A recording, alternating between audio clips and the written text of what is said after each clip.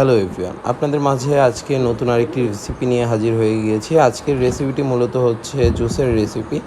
তো এই জুসটি তৈরি করার জন্য আমরা প্রথমে তরমুজ কেটে নিচ্ছি, আর তরমুজকে কুচি কুচি করে নেব যাতে এটা আমরা ব্লেন্ড করে এটার জুস বের করতে পারি।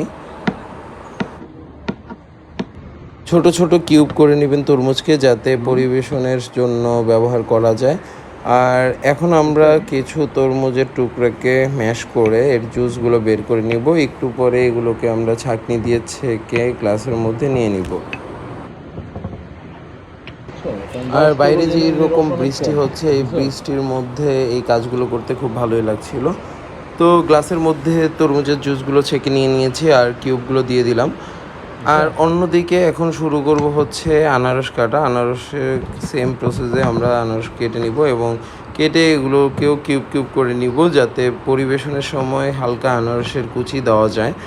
আর বাকি আনারসটাকে আমরা স্ম্যাশ করে ওটা জুস বের করে নিব।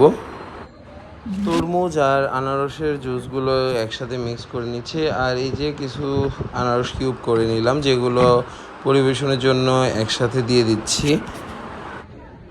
আর এখন অ্যাড করব হচ্ছে কিছু পুদিনা পাতা, তারপরে একটু বরফ কুচি, যা আমাদের জুসটাকে ঠান্ডা করবে। আর সাথে দিয়ে দিব হচ্ছে আমাদের প্রিয় 7 আপ। তো এগুলো মিক্স করে আপনারাও আমার মতো টেস্ট করতে পারেন। এই জুসটি খুব তৃপ্তি ও ক্লান্তি দূর করার মতো একটি জুস। ধন্যবাদ আপনাদের সকলকে। আসসালামু আলাইকুম।